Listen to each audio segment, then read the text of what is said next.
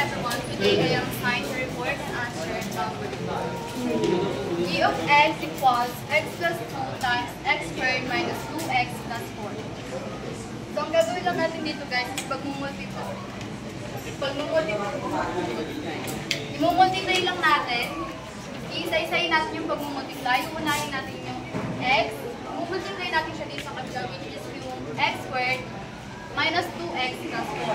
So, x times x squared minus 2x plus 4 is equal to x cubed minus 2x squared plus 4x.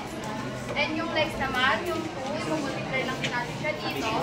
2 times x squared minus 2x plus 4 is equal to 2x squared minus 4x plus 8. Then after that, combine the similar terms.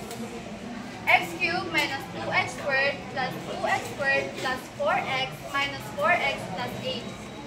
Ika-cancel natin yung negative 2x squared, positive 2x squared, positive 4x, and negative 4x. Magiging 0 na sila. Ang natira na lang ay yung x cubed plus 8. So, yung constant natin, since wala siyang variable, magiging 0 siya. Ang tira na lang ay yung x cubed. Ito times siya, magiging 3. 3 lalagay natin 3 times 1 is equals to 3, then x.